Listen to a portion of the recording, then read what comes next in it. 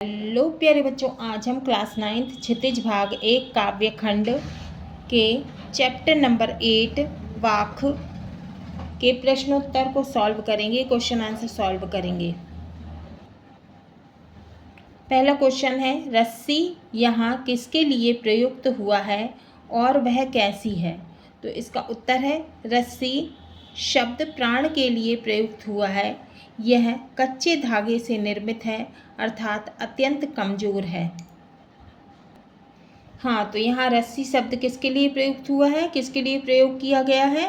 प्राण के लिए, है ना। यह कच्चे धागे से निर्मित है, अर्थात अत्यंत कमजोर है। क्वेश्चन नंबर 2, कवित्री द्वारा मुक्ति के लिए किए जाने वाले प्रयास व्यर्थ क्यों हो रहे हैं? उत्तर, कवित्री संसार के सांसारिक बंधनों यथा जैसे कि लोभ, मोह, माया इत्यादि से स्वयं को माने खुद को, अपने आप को मुक्त नहीं कर पाई हैं। वे प्रभु भक्ति के द्वारा संसार रूपी सागर को पार करने का उद्देश्य लेकर आई थीं, परंतु यहाँ के बंधनों ने उन्हें ऐसा जकड़ा कि वे अपना उद्देश्य भूल गईं। अतः उनके द्वारा मुक्ति के लिए किए गए प्रयास विफल हो गए, है ना। तो उनके द्वारा मुक्ति की जो उनने कोशिश की थी वो कैसी हो गई? विफल हो गई, माने वे असफल हो गई। अब है क्वेश्चन नंबर 3, कवित्री का घर जाने की चाह से क्या तात्पर्य है? मतलब कवित्री का घर जाने की चाह से क्या मतलब है? उत्तर, उपर्युक्त काव्य पंक्ति में घर जाने की चाह से कवित्री का तात्पर्य इस संसार से मुक्ति पाकर प्रभु के पास जाने से है, माने भगवान के पास जाने से है। कवित्री ने प्रभु के घर जाने को ही अपना वास्तविक घर माना है, माने कवित्री ने प्रभु के घर जाने को ही माने भगवान का घर ही उनने कैसा अपना असली घर माना है। अब है क्वेश्चन नंबर 4, भाव स्पष्ट कीजिए। का जेब टटोली कौड़ी न पाई, इसका भाव है कवित्री ललित ने अपना संपूर्ण जीवन माने अपना पूरा जीवन सांसारिक मोह माया के बंधनों में फंसकर बिता दिया। उसने सांसारिक मोहपाश में बंधे रहकर जो कुछ भी पूजा अर्चना की वह सब वास्तविकता से काफ़ी दूर थी, माने मोहपाश माने मोह के बंधन से बंधे रहकर जो कुछ भी भगवान की पूजा अर्चना की वह सब वास्तविकता से काफ़ी दूर थी, माने असलियत से काफ़ी दूर थी।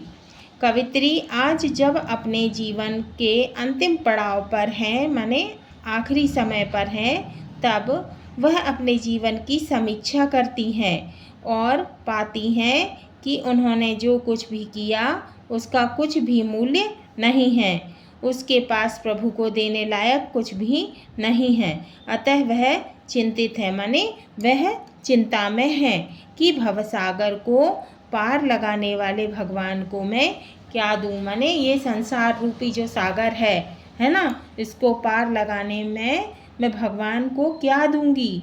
जो भगवान है वो संसार रूपी भवसागर को, संसार रूपी सागर को जो पार लगाते हैं उनको मैं क्या दूंगी भगवान के पास जाकर? अब है खा खाकर कुछ पाएगा नहीं, ना खाकर बनेगा अहंकारी, माने घमंडी। पंक्ति का भाव स्पष्ट कीजिए।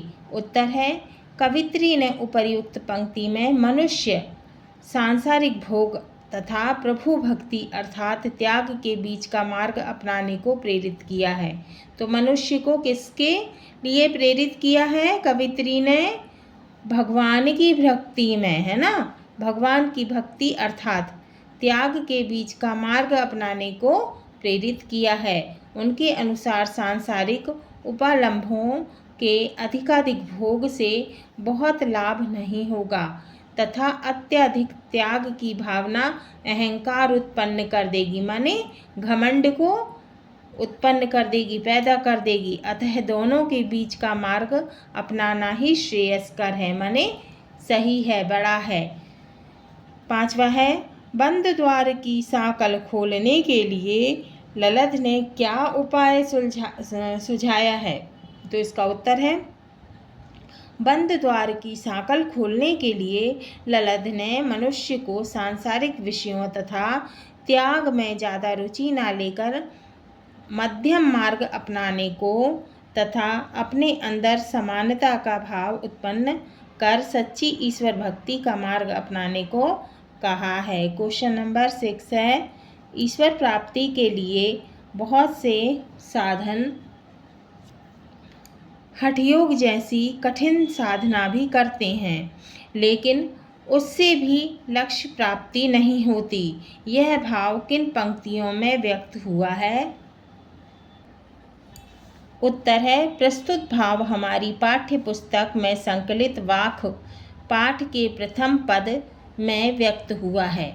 रस्सी कच्चे धागे की खींच रही मैं नाव, जाने कब सुन मेरी पुकार, करे देव भवसागर पार।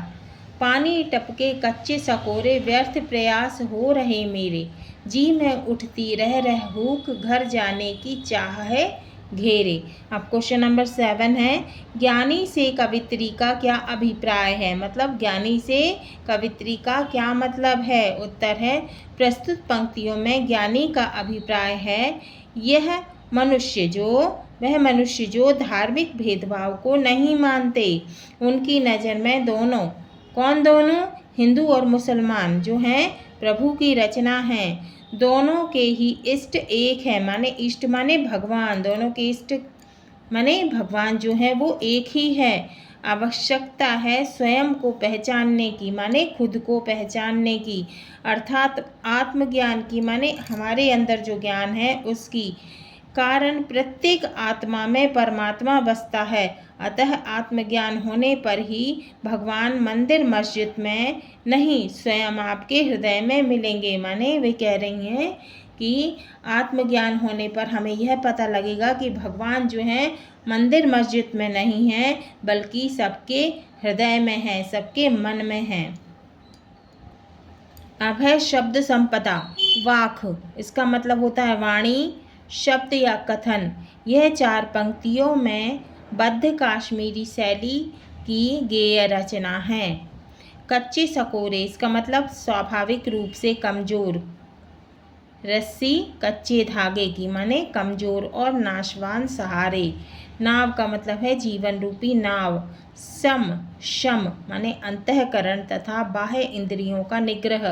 समभावी माने समानता की भावना। खुलेगी साकल बंद द्वार की, माने चेतना व्यापक होगी, मन मुक्त होगा। गई न सीधी राह का मतलब है जीवन में सांसारिक छल छद्मों के रास्ते पर चलती रही। सुषुम सेतु माने सुषुम्ना नाड़ी रूपी पुल। हठयोग से शरीर की 3 प्रधान नाड़ियों में से एक नाड़ी कौन सी है? सुषुम्ना, जो नासिका के मध्य भाग बाह्य रंध्र में स्थित है। जेब टटोली माने आत्मलोचन किया, माने पूरा अपना देखा जीवन में कि मैंने क्या किया है, क्या अच्छा काम किया है, क्या नहीं किया है। कौड़ी ना पाई का मतलब है कुछ प्राप्त ना हुआ। माझी माने ईश्वर, गुरु, नाविक। उतराई माने सत्कर्म, माने अच्छे कर्म रूपी मेहनताना, है ना। थल माने सर्वत्र सब कुछ। शिव माने ईश्वर। साहिब माने स्वामी, ईश्वर, भगवान। हाँ तो बच्चों, ये हमारा चैप्टर नंबर 8 वाक के क्वेश्चन आंसर पूरे हुए।